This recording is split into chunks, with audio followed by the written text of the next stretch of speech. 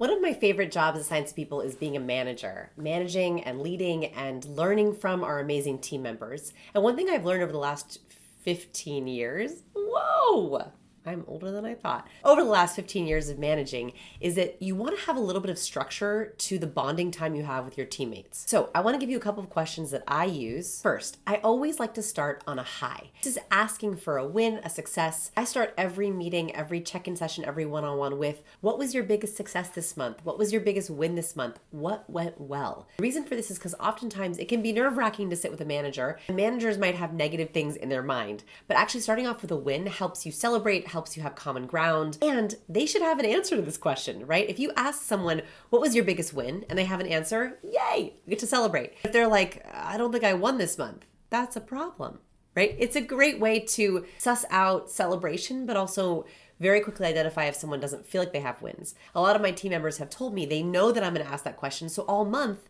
they work for wins. They work for things that we can celebrate together. And this is a great way to start off a meeting. The next thing I like to do is ask for challenges. What are your biggest challenges? What have you been struggling with this month? What's going on in your world that's worrying you or keeping you up at night? This way we go from successes to challenges and we can work through something together. What's amazing about this is if you have a manager have issues you want to bring up, oftentimes they'll come up naturally when you ask this question. So instead of saying, I really want to talk to you about XYZ problem, hopefully if you ask, hey, have you had any challenges this month? What are you struggling with? What can I help with? They're going to naturally bring up that issue you were going to bring up, and then you can talk about it together. It creates more of a we mentality as opposed to a me mentality. So successes, challenges, and lastly, you want to just do a general check-in. Tell me about you. How's everything going? How's life? I think these open-ended questions are really important because it allows them to bring something up if they have something on their mind. If they want to ask for extended vacation days, if something's happening in their personal life,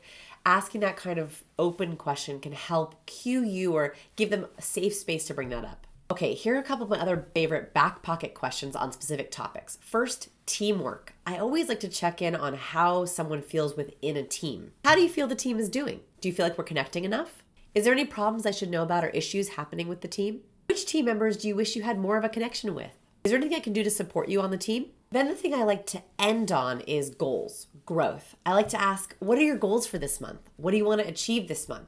And lastly, how can I help? The best way to end a check-in, the best way to ask the right questions is to ask about their goals and then say, how can I support you in learning and growing in those goals? So I try to end every meeting, even phone calls or even emails on what are your goals? How can I support? How can I help? My favorite part about being a manager is you can always adapt and change. So the last tip I'll give in this video is ask your team members what they want you to ask.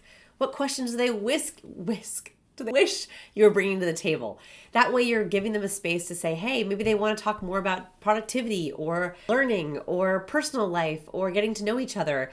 You'd be surprised what people will say when you say, hey, what do you wish I asked you more about? Tell me your favorite manager question below and be sure to like and subscribe after this video. It helps so much. It helps me make sure that I'm doing the right content for you and also gives me motivation to film the next video for you. Thanks for watching. To have more influence, to win more influence, we have to look like a winner. We have to use winner nonverbal cues. We noticed on Shark Tank, there was a winning look. There was a certain nonverbal look that entrepreneurs did on Shark Tank to be more successful. And this happens in real life too. Do you see some patterns? What do you see? What's part of this winning look? First, comfortable using space. So if you notice, all of these entrepreneurs were using space quite comfortably. Why does this matter? When we are comfortable, we are confident, we don't shrink down and shrivel up. We're okay claiming our space. We have space between our arms and our torso. We're proud, so we tilt our chin up. We leave our body open, right? Our nice open torso. That signals to the world, I feel confident in my ideas, and so should you.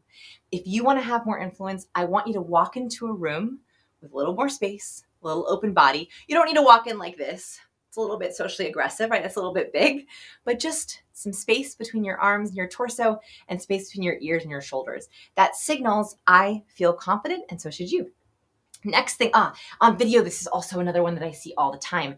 I notice, have you seen this on video? So many people, they're either crouched over their computer, so their ears are really close to their shoulders, they're hunched over, or they're like, hi, good to see everyone. and they're taking up as little space as possible. So while you don't have to take up the entire screen, I do want you to make sure that on camera, you're open body and you're also signaling high competence with the distance between your ears and your shoulders. Nice and low, nice and high. That very quickly signals influential nonverbal cues. Second thing you might have noticed from those photos is visible hands. Now, if you watched my TED Talk, you know I'm obsessed with hands. So I give a whole tutorial on hand gestures in my TED Talk. You're welcome to check it out. Visible hands are incredibly important for building trust as well as an intention. We specifically noticed that the entrepreneurs who did the best also used their hands to acknowledge. So they would walk into the tank like this. Hey, sharks. Acknowledgement. They would say, Lori, we'd love to work with you. Hey, Mark, that's a great idea. Kevin, what do you think? So not only would they use more gestures, but they also use their hands to specifically wake people up, to say, I'm open to you. I'm paying attention to you. A lot of open palm gestures and a lot of gestures that acknowledged. We also saw that some of those intentional gestures created touch moments, which we know are incredibly important. Now, on camera, the only way that I do this is I almost always start off with a wave. I say, hello, hello, friends, or good morning, everyone. So that's great. It keeps your hands nice and visible. And in person, you can also be like, hey, good morning, and then reach in for that handshake, which creates that little bit of oxytocin. And the last one, of course, was lots and lots of gestures. This one comes from a shark, Robert. We noticed that the most successful entrepreneurs had lots and lots of explanatory gestures. They explained their concepts along with their words.